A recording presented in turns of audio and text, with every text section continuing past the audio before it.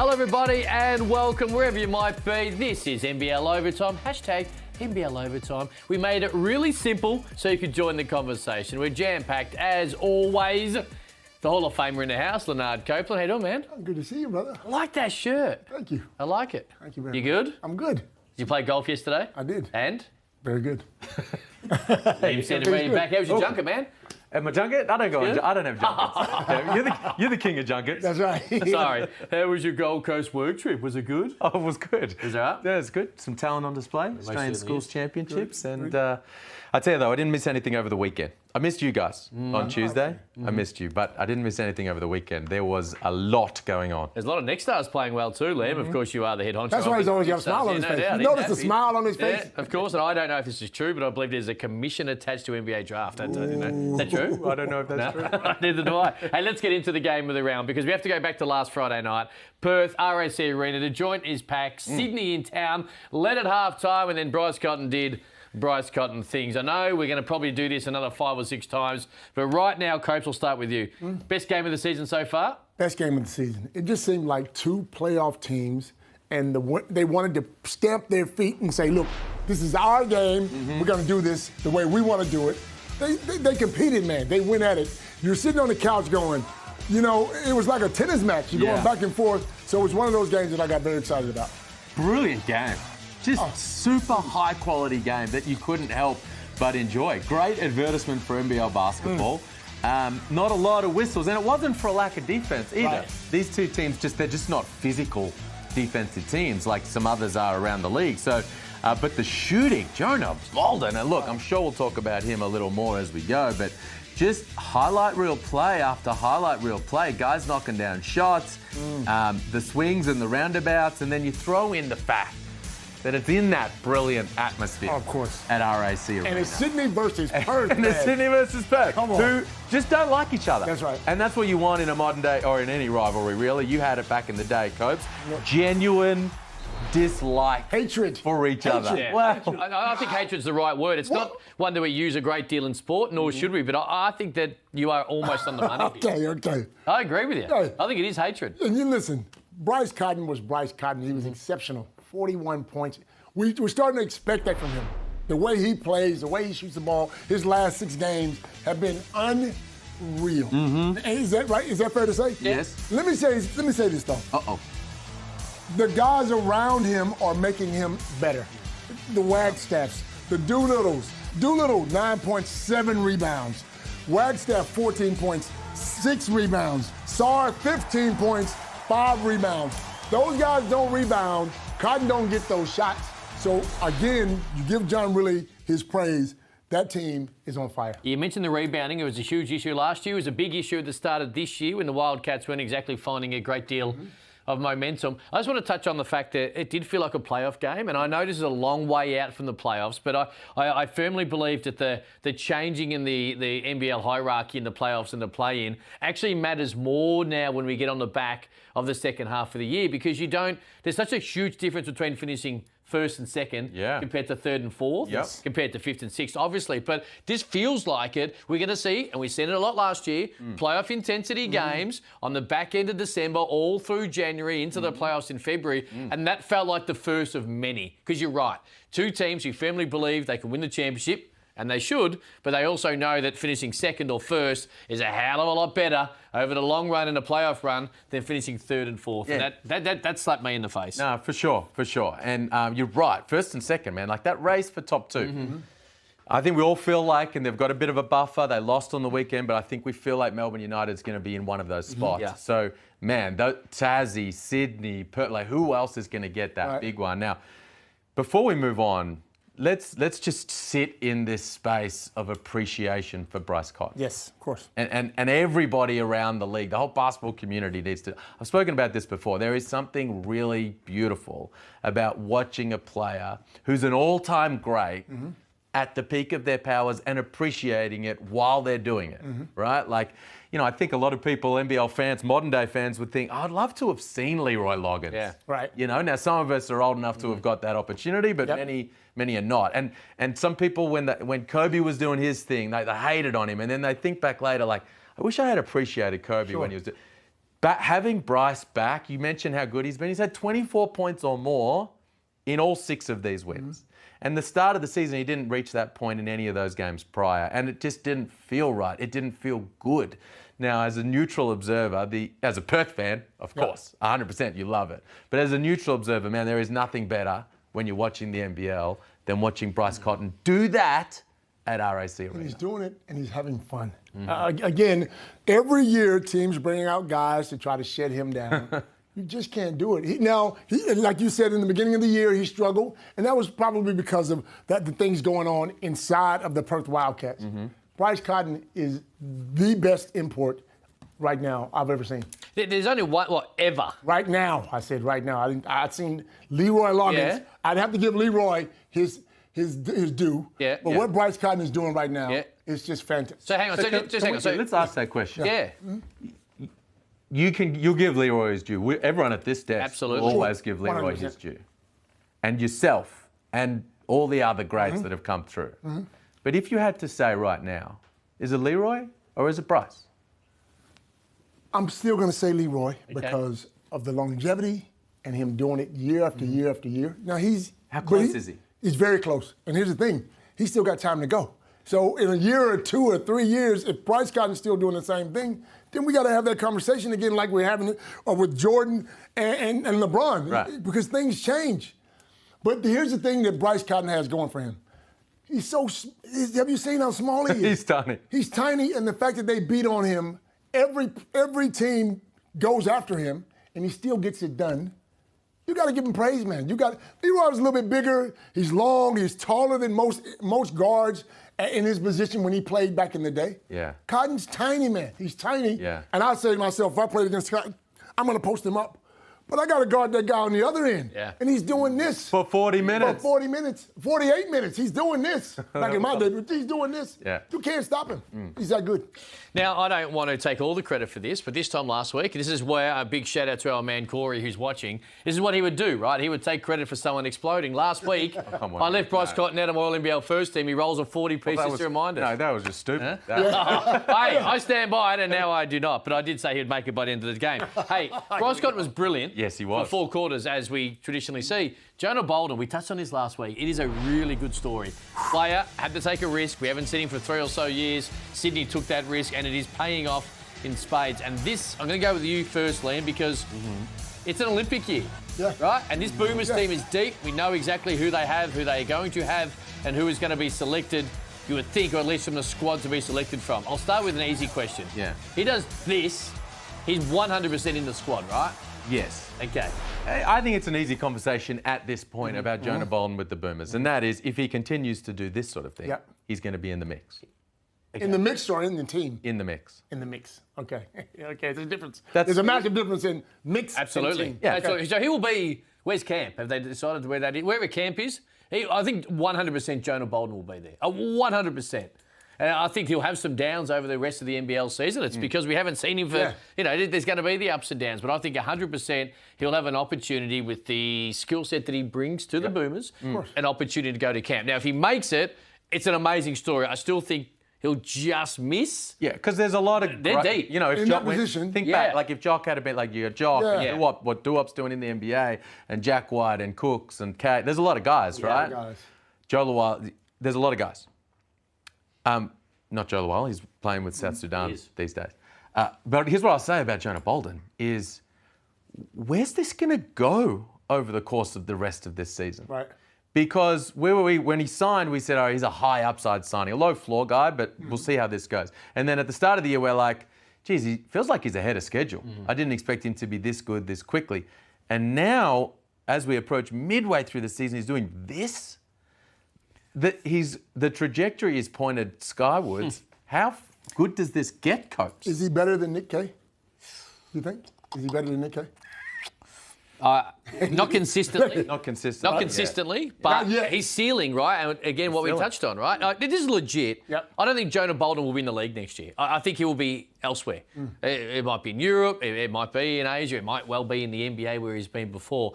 But I don't think anyone, the Sydney Kings can say we thought this might happen. No, not one person thought Jonah Bolden was going to play this basketball in early December when they signed him. I agree. I'm not going to put it past Chris Pongras. You know You got to give the flowers to the guy who signed him. Absolutely. But if he hadn't played in 3 years, you don't expect him to come in and go 7 for 8 against the Perth. I agree. Chris Pongras is the best in the business, so it wouldn't stun me if he goes, I can see this happening quickly. Yeah. Right. But outside of Chris Pongras, no one.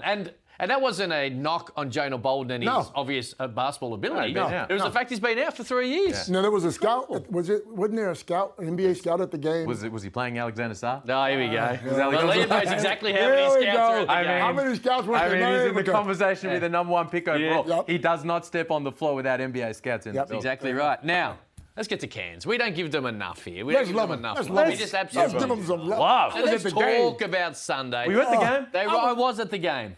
Were you at the game? We were at the game. We were at the game. I seen you at the game. My mouth was just open too. I was like this. Adam Ford and those tight pants were at that game. Yeah. They were ready to go. Let's talk about Patrick Middleton at the top. Biggest arms in the league, and right now, maybe the best form. They were brilliant from the opening tip, and they used the momentum from Friday night late, where they nearly stole that game against Brisbane. They used that momentum to be able to come into Melbourne, where no one thought they had any chance, and just absolutely let it roll from the opening tip. Let me tell you something. Watching these guys come out with enthusiasm. Every time someone scored, the bench would get up. Yeah. They're in this game. So it's almost like it's us against the world. We're playing the number 1 team. Let's just see where we are. And they showed them. Now, this is me. Adam Ford's a genius. Is he a genius? I'm asking the question. Because for him to throw Josh Robertson there, and who hadn't played all year, really, 5 minutes a game, I think he's averaging. Yeah. And did he go 8 for 9 or 9 for 10? Killed it, 22 Killed points.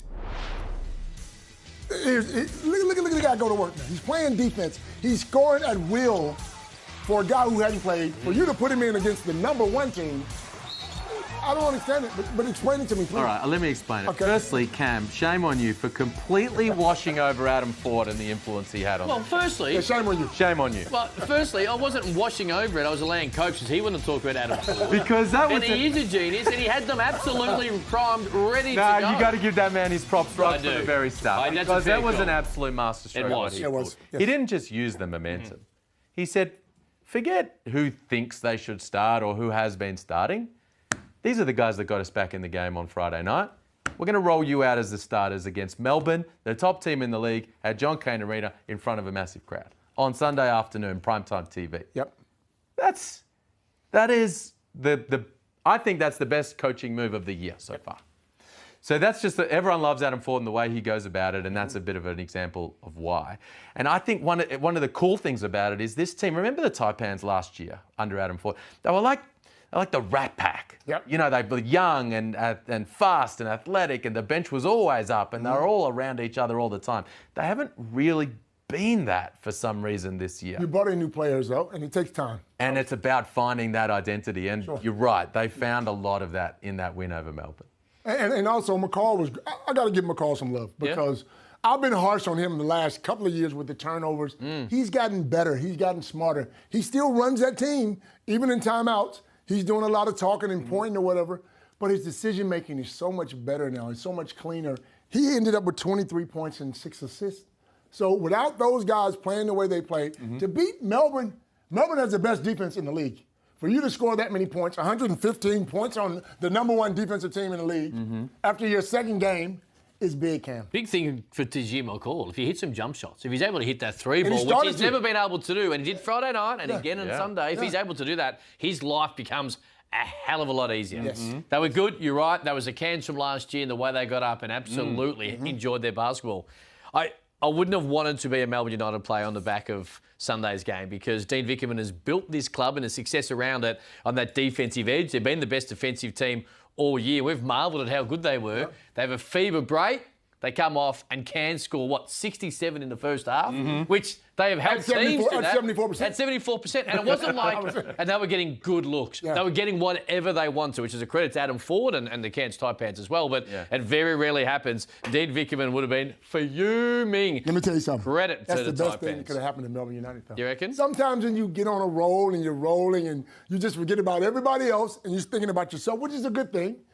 But you need to get smacked down just to go back, to the board, and so Dean can say, look, guys, we got to change this up. We got to do this. We got to do that, so they can come back on track. And the next, who are they playing next game? Anybody know? Who they got? They're playing, I was going to say Brisbane on Sunday. They got Brisbane on Sunday. Is it on Sunday? Brisbane on Sunday. Well, you guys are calling it, so... Good luck to your boys. I tell you what, I might want to do some research at some point, boys. Brisbane are his boys. Good luck to your boys, I hate to say it. Yeah. Hey. You think they'll go bang? What? United. Well, listen to me.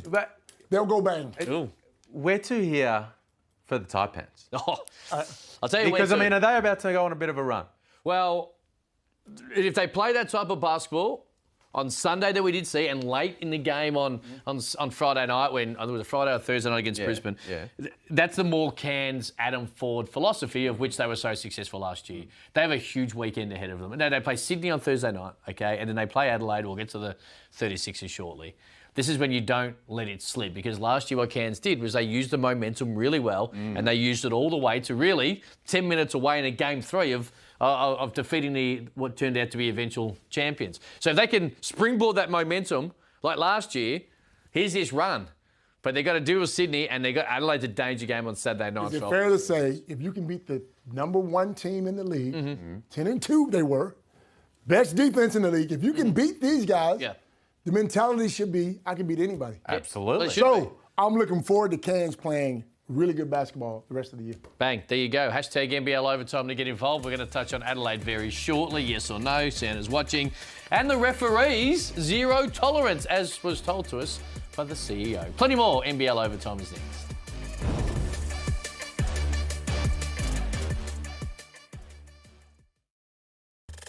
I don't want to say it's totally terrible, but if you're getting up at 4 a.m. to go to Christchurch and then you got to turn around and leave at 1 a.m. to get on a plane to get here, and then while you do have time, like I'm being honest, my eyes were stinging all night. I'm trying to get these guys prepped for a game, and then to come in here and shoot around and it gets a team that's hot and ready and this is their first game.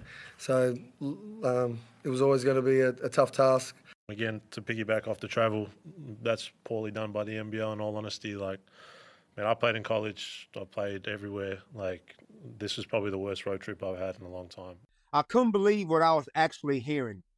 I couldn't believe that 2 guys with a combined, I think, 8 championships were going to a press conference after getting their asses handed to them and would say something like that and go at the NBL schedule. The NBL is not your fight. The fight was with the Tasmania Jack Jumpers. That's who your fight was with, and you wanted no parts of it. I heard moanings and grumblings before the weekend even started. So now you get there, and before you know it, you're down 20. And then it got too hard. There's only one word to describe that attitude. It hit it soft. Huge weekend for the 36ers, a loss in New Zealand, a huge loss Tasmania Saturday night. We hear from CJ, we hear from DJ, and of course that was Damon Lowry on NBL Now this morning. Very disappointed. Now, before I get to Liam Santamaria and Leonard Copeland, the NBL did release a statement on Monday relating to the comments made by DJ. There you go. It's obviously complicated. Well, the club had an option to take an later flight. They chose to take the earlier flight. They will continue to work with the clubs on the schedule. They explain how hard it is, which it absolutely is, with so many different people and broadcast partners trying to get particular ways of which works for them the most. Now, on the back of that, here's the CEO. There's the rest of the comment. There you go, from our main man at the NBL. Now we go to the CEO in Adelaide there. It's a horror road trip. It should never happen. Going forward, it should be the last time any club gets a schedule like this. CJ's, and that's obviously to the travel, CJ's got a contract at the end of the season. We as a collective club need to bounce back from this. And Saturday night at home is the perfect opportunity. Yeah. Wow. Copes, you've done a lot of travelling. A lot of travelling. Doomsday Double used to be a Friday night, Saturday night, back-to-back. It was always tough. What do you make of this whole situation? I think, listen, Adelaide need to pull their heads in. I'm just being honest. I don't want to sit here and bag them, but CJ knows that some trips are going to be tough. And like Damon said, you guys were thinking negatively before the games even started. I think you got to use it as a mentality and say, it's us against the world. Let's see how good we are. Let's go in here and win these 2 games, and then perhaps tell them how bad the schedule is. But then you go back and you think about Perth and how they travel and the travel they do all year. Mm-hmm. And then you go back further and you think about New Zealand doing covert, and they were here for 2 years. New Zealand all the time. So you can't complain about a road trip, man. Grow up, put your big boy pants on, and go win some games. And close your circle. Just focus on Adelaide 36ers, win some games, and just don't talk anymore. Yeah. That's me. So I think that 2 things are true here at the same time. Mm-hmm. Was this a terrible road trip that probably shouldn't exist in the schedule? Yes. Mm-hmm. And I might be in the minority in saying that. Mm-hmm. I think it's easier to go out and just say everybody travels and it is what it is. I don't think that road trip should happen. We can talk about that if you want. But also, did they have the wrong mentality and have the wrong psychology about the whole thing from earlier in the week leading in and then post-game? Absolutely, yes. I think it's okay for both of those things to exist at the same time. And I think that they ruined their approach to the whole weekend by talking about this bad road trip in advance publicly. And it was like they created a crutch for themselves going in. Yes, true. So then you you make yourself an excuse, then you don't really go after it as hard as you possibly could. Right. That's certainly true. But a road double, where one of those road games is in New Zealand or Perth, especially in Christchurch, and the game you play is against a team that hasn't played yet at all in your second game, I don't think that should exist in the schedule. And I don't think it will ever again. I don't think it will. And I agree, you are right. Both things can be right. But they sucked. And it was that mental attitude. I heard Scott Ninnis speak about it on radio last week in Adelaide on the Wednesday, say, and this is bad. It's like, yeah, no, you're right. It does suck. And it's going to be really hard. And there's opportunities to which you can turn a negative into a positive. You band together, you go on the road, you come off 2 weeks off. You've had a lot of controversy at different points over this year, and you could have used it to be able to go on the road. You could have done what Adam Ford did with his Cairns Taipans on Sunday. Lost in Brisbane, sunshine stouse, season starting to tee. In we go. Yep, in we go. We're playing the best team in the league who have not played yet. They've had 2 weeks off and kicked their ass. And now I'm not saying that Adelaide are a better team than Tassie, but you are right. DJ and CJ both said, this ain't good. People probably turned the TV off at half time. Yeah, you're right. Everyone did. Because the game was done. And that wasn't necessarily the schedule's fault. That's the fact that they just went in and were really disappointing. And they're a better team than that. Tough travel 2 or 3 days or not. I'd like to think that. And the CEO spoke about Saturday night having a huge opportunity. They do. Because you know what? You've played there. These Adelaide fans are absolutely, passionately in love with this club, even though success hasn't been overly forthcoming recently. They'll pack the joint out, they get Cairns in town, and they can redo what has been a really bad 7 days. Yeah, I think that's true. And then the other part for me is, and this will come as no surprise because there's a next star on that team and he's a young guy and so on and so forth. But I found it bizarre that he didn't lean into those younger guys more in that game, and particularly early. We saw what Adam Ford did with the Josh Roberts, Jonah Antonio thing. Sure, that was its own thing.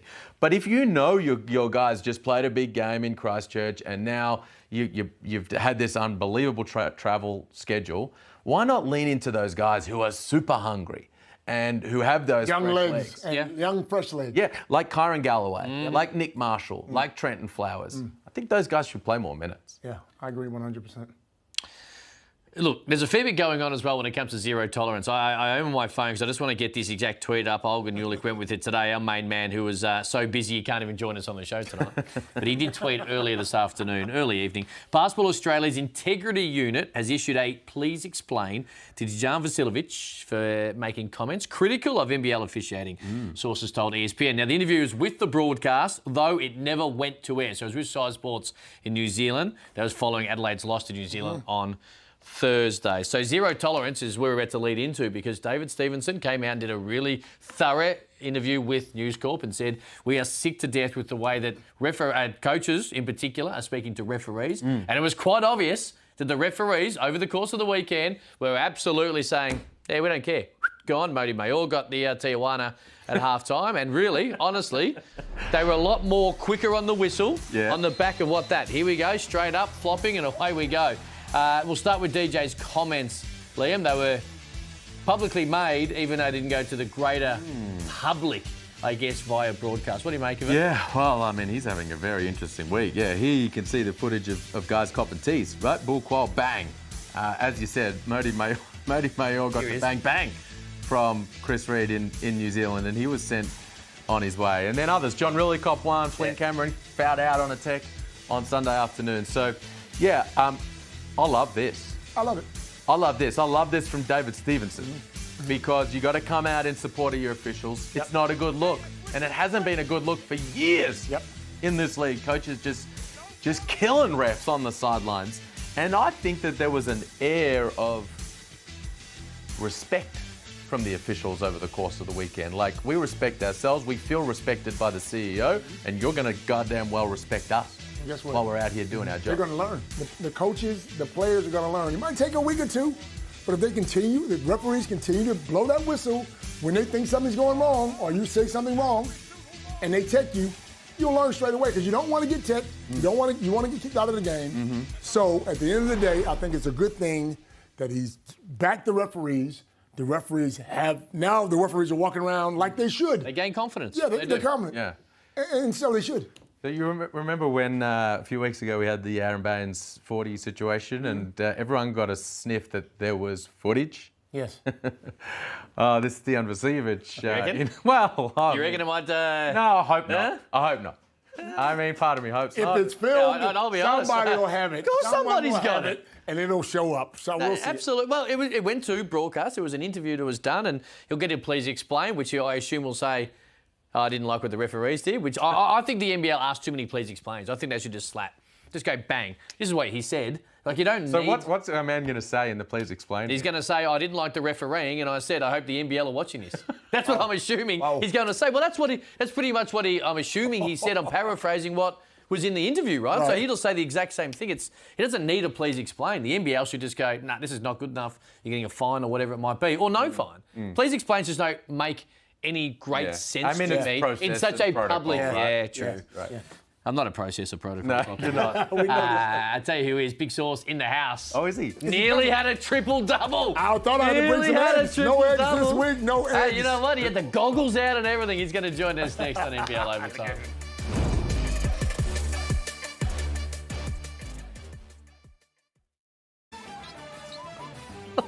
Welcome back to NBL Overtime. It's all happening. We're going to get to a little bit of what we spoke about off air, but on Saturday night in the fire pit, our man was going to work, and he wasn't just giving them the business by kissing it off the window. He was also using his strength to get nice and deep. That's a little nice. He takes a bump. Wants the referee. There you go. Talk about no tolerance. About the ref. That should have been a foul. You know that. Huh? I'm not worried about you putting the ball in the bucket, man. You're flirting with a triple-double. You're on fire, man. 8 assists. How you doing? Great. No, happy to be back again another day. No, it was a good one for us on the weekend. My shot wasn't falling, but my teammates really stepped up and everybody played really well. And the dimes, the dimes. The 3 dimes in a row when the game was on the line. Yeah. Clutch. Yeah, for sure. I mean, I like to pass the ball. I definitely do. I know I tend to shoot a lot of shots and try to find my ways, but when you play with such a talented group like we have at Southeast Melbourne this year, it's really easy to just find guys that are open. Matt Kenny is a phenomenal cutter, so it opens up so much spacing for everyone else. We got great shooters in mid-air. We got dominant post players in Mitch Creek and great guards in Will Cummings and Gary Brown. So it's really easy to find guys in their openings. Mike Kelly and the staff have done a tremendous job of putting us in positions to be successful, and my job is just to try to find the guys that are open. Can you get a triple-double by the end of the year? Getting one and being close is 2 different things. Now that I was this close, like there's something in me that really wants it. I can't imagine a time other than like in high school when I had 10 blocks or something like that in the game where I've actually had a triple-double. Never had one at the professional. So it's definitely a goal of mine. I think it would be a really cool thing to have a NBL triple-double as a 5-man. Like it's not out there. No, it's not. Were you aware you were flirting with it there on Saturday night? Like, you had any idea or you don't? No clue. And a couple of my teammates actually came up to me after the game and been like, "Yeah, I should have told you that you had 8. You should have had 8." And I kind of wish they did, but selfishly, because who doesn't want to say that they had a triple-double? But just really happy we were able to get it done. You just out there making good reads. You ever get a triple-double? Never a triple-double. Ever. You would have to pass the ball. What do you say? We know Coach was putting that thing up. You was getting buckets up. They didn't bring me way over here to pass. I mean, I've been here with you, Sauce, on this desk every step of the way. A triple-double. You don't think I can get it?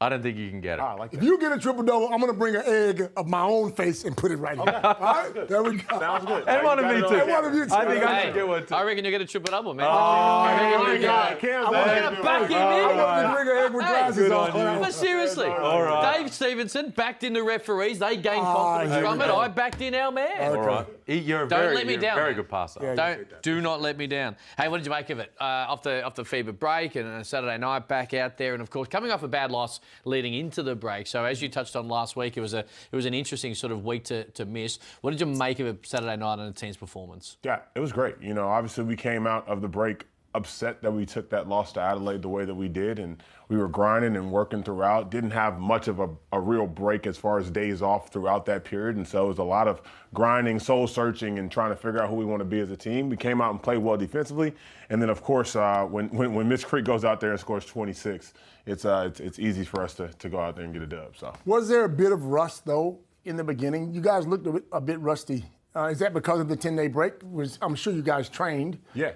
No, I mean, sorry to cut you out there, but no, I do think that happened. I think we saw it with a lot of teams, especially the ones that didn't get that first game of the week, you know, that didn't have to play a double.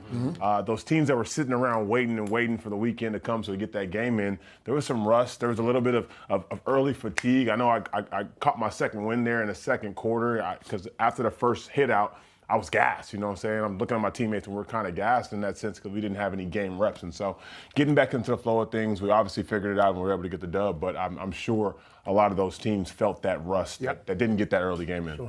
Mitch Creek, 26 points.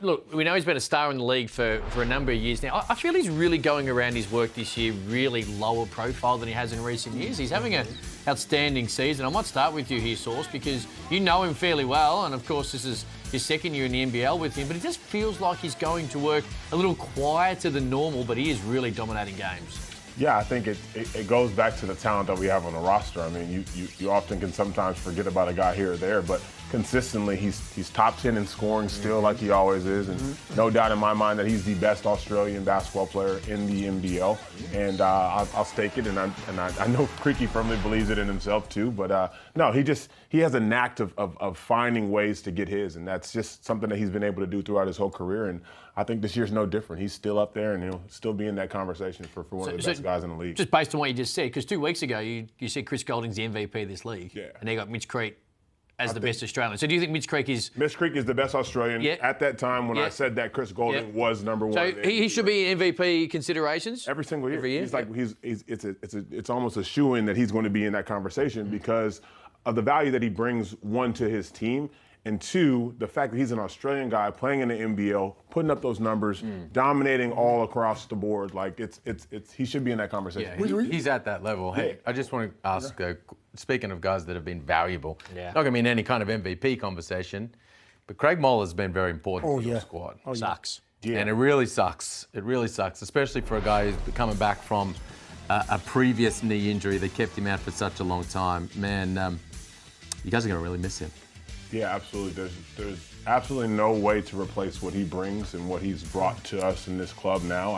I think we are the team that we are now, and we'll be moving forward because of a guy like Craig who came in, and it really affected all of us there in that first half and moving forward. And so wishing all the best for Craig in his recovery.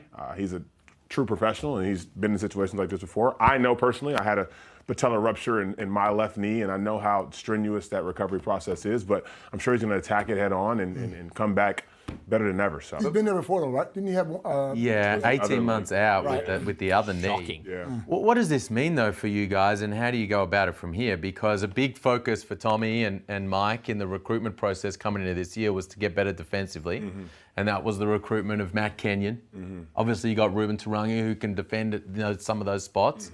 But Craig Moller was a really important piece to that puzzle, and he's a guy who plays at your 3 spot, but can guard up and down that lineup a little bit. 2-5. Right? And you've been putting him on the primary guy a lot of the time. What does this look like moving forward?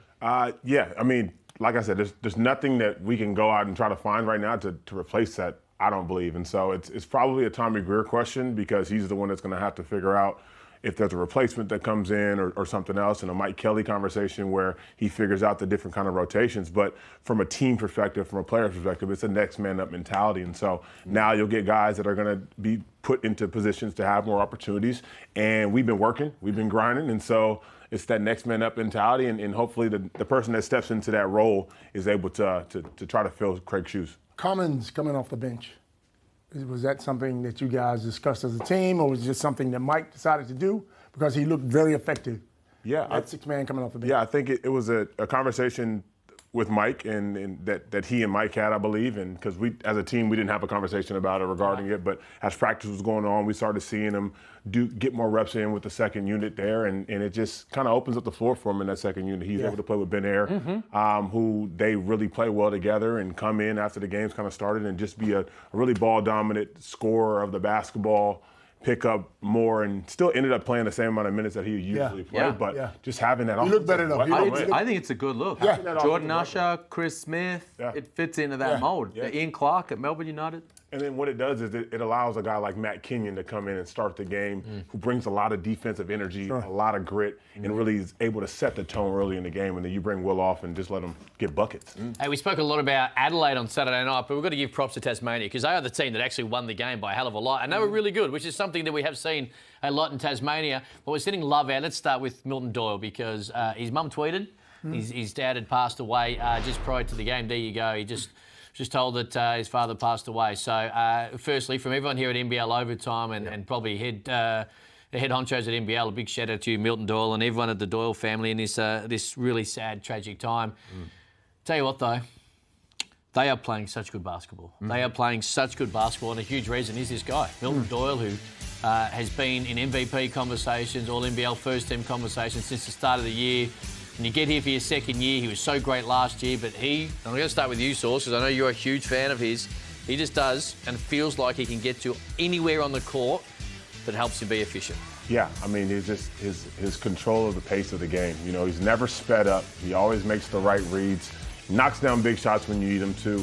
He's a pretty good defender on that, and he just allows everybody else on that team to really play their role in the right way. And so, massive shout out and condolences to Milton Doyle and his family, but to the way that he was able to play, inspired and get that win was massive. We've said this before. He reminds me of Leroy Loggins. You see how smooth he is? He's one of those guys you love to play with, because he's not selfish. He's not chasing the points. He's chasing the wins. He's one of those guys that makes the right pass. Doesn't matter if he doesn't score 25 points. Yeah. They get the win, he's happy. Shout out to Bodie Noj, the legendary basketball writer in this country. He said, I see a little bit of that Leroy Loggins for sure. He said he sees a little Rob Rose. Right, yes. Which I quite like as well with Milton Doyle. Just with that, how silky smooth he is, how clutch he is, how quietly very, very competitive he is. I mean, that can fly under the radar with Milton Doyle, but he's a guy who reads the moment, and he's a dog. Yeah. And you talk about he's always making the right read. Yeah. He's one of the best pick and roll playmakers in the league, and it's easy to overlook that because he's not a point guard, and you often think about point guards in that vein. But man, when he gets in that ball screen, he makes unbelievable reads with size, and a willingness to pass the ball. It's not assists. It's not necessarily the assist category that's going to do it, but it's just making those right reads. They had 5 players in double figures. You know, everybody was getting it, sharing the love. They're playing inspired basketball right now, and they look really good. And the sharing the love is an important point, man. The ball movement from Tasmania in that game was so fun to watch. I was calling that game. Now, Adelaide were a step off the pace. Maybe 2, 3, 4, 5 steps off the pace. So they had them in rotations, and then they were just kind of playing with them from there. But how unselfish they are, on a week-to-week basis is very fun to watch. Yeah. You want to hang around for a little more? Oh, why not? All right, hey, coach. What else do you got to do? Hey, not much Evan today. Scopes. I've never heard him talk about an assist ever before. Now he's talking Now about he's- Milan assist. He's a specialist now, Remarkable yeah. scenes. Hashtag NBL Overtime to get involved. We're going to get stuck into Brisbane and their great weekend. Yeah. Oh, here we go. Here we go. Yeah.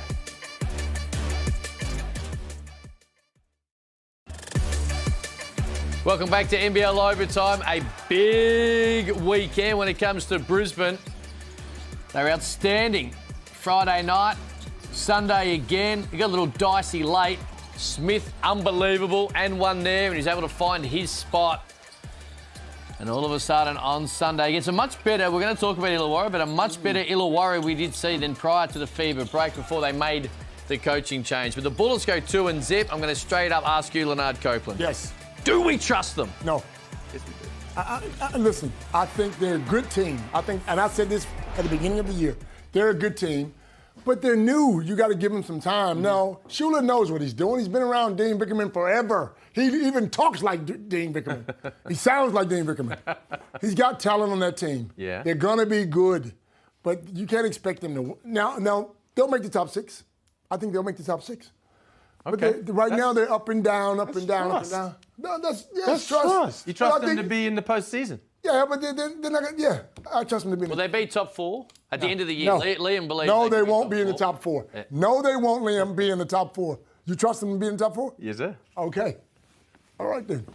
Former Brisbane Bullets legend, Leonard. I know. Copeland. I only played there 1 year. Had a good time. You beat them a couple of. No, sorry, they beat you a couple of weeks ago, They right? beat us. What do you make of them? We beat them, and I really like the way that their team is constructed. They play 3 bigs in Zakarski, Baines, and Harrison at the 5 position. It's a load. It's tough to try to figure out Yeah. how to guard them and how to score against them because they offer 3 different things. You have Mitch Norton, who's there, obviously the experience. Shannon Scott's a game manager and able to do things there. And then Chris Smith with the silky smooth touch. I mean, he shoots the sidestep 3-point shot better than probably anybody out there right now. It's very difficult to guard, and obviously with a guy like Sobey can really fill it up. They have all of the pieces. I think it's just about all of it kind of coming together so they can make a stride and make a push at it. And we've seen in this league, the parity in this league is crazy. Week to week, anything can happen. And so if your guys are healthy and you have the cohesiveness of a good unit, you got a real shot Will to they make make a the push. top 4? Are they in the top 4? I can't talk standings, but- right? So I can't talk standings. We're in the fight with them and stuff like Right. that. But I definitely know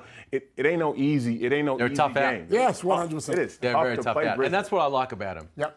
Is they are a tough out. And in this league, if you are that, you're going to be right in the thick of things. Yeah. And like, that reminds me of like a Tasmania, for example, over these last couple of years. They're always, you're very rarely going to get blown out. Right. So, and that's what I like about Brisbane and what I liked about them coming in. They've still got work to do about their fourth quarter execution okay. and how they close. That's It's the the issue. issue. That's for the sure. issue. It's the major issue. Is it fair to say they let you back in the game? They have been doing that. Yes. You know a lot about that. The Oh, season, of course it's not done, but all I'm saying Yeah, is have a look at teams go on runs, right? Round can't 7. They had Sydney cold. Sydney went 15 zip, beat them. Yeah. Perth likewise. Yeah. Cairns, there you go. That was late. And Illawarra, both nearly. Now, you've got to give them credit because they still won the game. That's right. So there has to be erring on the side of credit as well. But Cairns and Illawarra nearly stole those games. And we would be talking a hell of a lot different with a shot or two difference had they been able to take it. So you're probably 70% confident in Brisbane's ability to win games, but the other team gains, Copes, you would know this, and Source as well, if you're playing against a team that aren't necessarily closing games out, that gives you confidence 100%. to always be in the game. First And thing I'm that's the thinking is they'll Brisbane let got us that back worry. in. I get timeout. Guys, let's keep playing hard. They're going to let us back in the game. Let's keep going. And that's how teams are looking at Brisbane right now. That's the conversation, too, in locker rooms. When you play teams and you've seen that they've let teams come back in the games, the conversation in that fourth quarter huddle going in is like, hey, guys, we got a shot. They're going to give us a chance to do that. Yep. Now, I do think that the experience on that roster is going to do well for them, and at some point, they can really get it together and possibly finish out games. But in this league, it's hard to go 4 quarters and play great basketball. And what I think slips under the radar in this conversation is what they're doing to put themselves in those positions. That's true. They're playing very good basketball to put themselves in those positions to allow teams to come back. Now, you start to solve that problem, and now then you're you can putting really a trust whole them. bunch of wins together. Then you can really trust them. Yeah. And then you can all come and have a good time on it. On his island. I don't think they'll be top 4 this year. I think they got something big brewing for next season for NBL 24. Oh, hold on. Oh, what do you know? If I was a Bullets What are fan, you I'd be on? very Hold on, confident. Are you starting to look like Hogan? What you know, Is this Hogan? Hogan? I'm just saying- What's brewing? Little Hogan. No, I'm just saying I think that What's they're... brewing? I don't know. I'm just saying what I reckon they're absolutely going in the right direction. Rocco. I'm still Rock year worried 2 of this Rocco. year. Mate, he's only got 9 more years before he's draft eligible, isn't No, he? one more. 12 years of age. One more. He's doing well. He's doing really well. Hey, whilst Brisbane were 2-0, Illawarra, they have improved. Yes. Great deal. Now, it's only a small sample size, obviously, but they absolutely look better than the team that we did see in past before the FIBA break. they do. Sometimes a coaching change that organically sometimes happened. Are you noticing anything different? What are you seeing? I think they're more energetic. Yeah. I think they're more energetic. I think it's been a bit of a circuit breaker for them. Now, they lost that game, yes, but they had a win in New Zealand before the FIBA break, Justin Tatum, and then they came out and I thought they played Brisbane pretty tough. They had a shot to win. Yeah. They had a shot to win. Now, good look.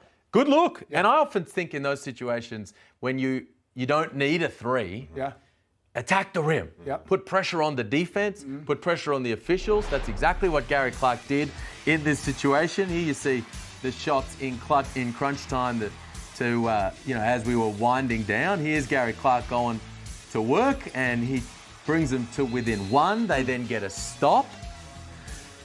Justin Tatum goes to a defensive lineup for this stop. So he says, all right, but Wally Bales, you're in to guard Shannon Scott. Yep. Tyler Harvey's on the bench. Yeah. Which means when they did get that stop, there was no opportunity. It was a live ball. No opportunity to call a timeout and get Tyler Harvey, who we know is clutch, back into the game. So under those circumstances, they get the ball to Gary Clark. And I think, Sauce, he did the right thing.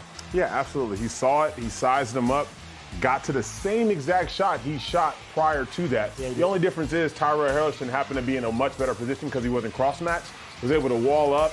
He's a big guy. It's tough to finish there. So, what do you really want? You know, if you had Tyler Harvey on the floor, obviously you know he has that clutch gene in him, and I'm sure Coach Tatum probably wrestled over that a couple of times in his head post-game. But, I mean, he's your guy. Gary Clark is for this season, has been their guy. There's no doubt about who their guy is on that team. He's that guy. Obviously, Tyler Harvey has the resume and has the all-NBL credentials and stuff like that. But this season, this year, it's been Gary Clark's show. And so you want your ball in your best player's hand at the end of the day, and you got to roll with it. I think the best thing that happened to them was they won that first game. Because now all of a sudden, they start to trust whatever the coach says. Yeah. If the coach says, we got to run through a wall, they're going to run through a wall because they have now, he knows what he's talking about.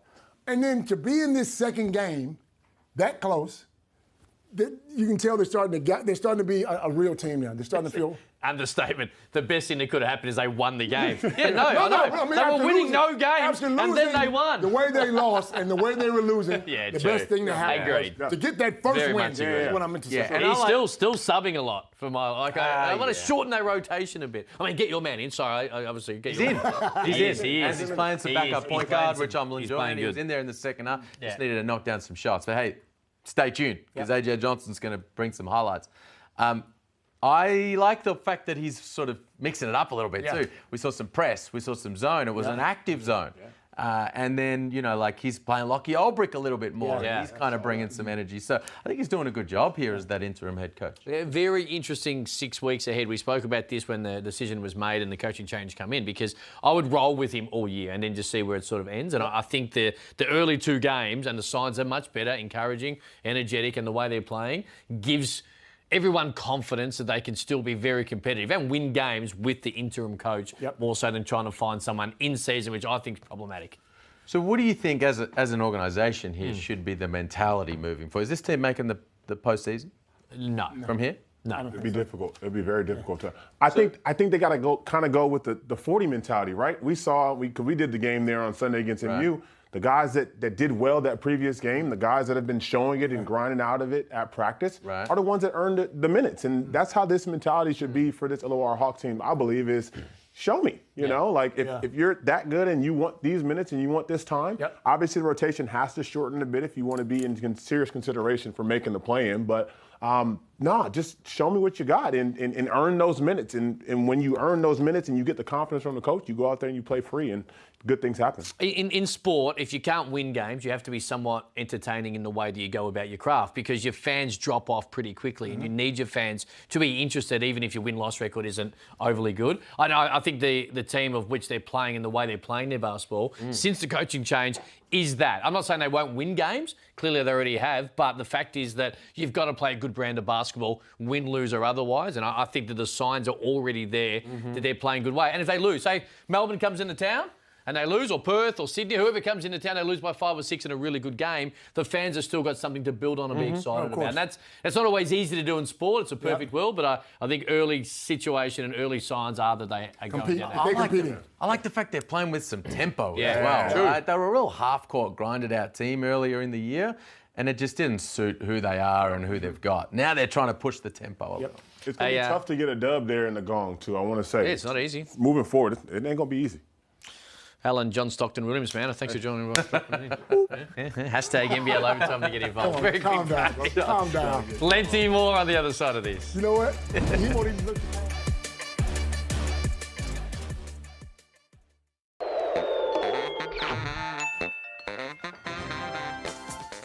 'Tis the season, fellas, and I am watching. What about this from Angus Glover? Is that real? I thought that was when I saw that, I thought that was See what fake. my man did? That's real. I don't believe it was first take, though, like this. No, it wouldn't be first take. The guys were having fun over the fever break. Bryce Cotton, he's a marvel. Bang. Bang. You know he can play American football. Absolutely. Then we get to the games, and oh boy, it was a rough weekend for the Sixers. Yeah, but DJ got up early. Can't blame him for that. I can't believe you said that. What about Anthony Lamb? Hey, tell you what, if you know where the camera is and you find the camera, you'll always make Sanders watch it. How great was that? He's like, oh boy, how'd you find? Speaking of finding the camera, did you enjoy this from Sideways? This was the best I've seen in a long time, bro. He's a talent. Oh, he should be an actor. He's a talent, man. He is a personality. He is. Most certainly is. That's it? That's it. You get a sting and that's all you got. No, fair enough. come on, man. Yes or no? Swing it. No, there's No, there's there's Not fair. That's not fair. Is Majuk Dings minus... I'm not a plus-minus guy, right? Okay. But this stuck out to me. Right. Is Majuk Dings minus 11 in a 35-point win worse than McCarron's minus 29 in a loss? You're killing a guy for a minus 11? I just stuck it out to me. I'm not even going to make it answer. I just wanted to raise it. I can't believe win by 35, and he's had a great year. It stunned me. Is Keanu Pinder the best dunker in the league? Yes. Is there a current next star who will be an NBA All-Star? Yes. Who? All of them. Should we have an All-NBL defensive team? Yes. Would Jack White make the Olympic team? Yes. Would you start Dane Pinot in New Zealand? Yes. He'll get you 20 rebounds or 15 rebounds anyway. Jeez. He's got 20. Yeah, I agree. I'd He'd get you probably 15. start You him said, as well. Dane, go get me 15 rebounds. Yeah, I'm glad you did that. The first time I've ever gone back on a question. I just wanted to highlight the fact. I was stunned. I don't even look at the You want a box score. stinger and you traditionally. opened with that? You know what? I've given up on the first question because the stinger's not rolling in. See ya!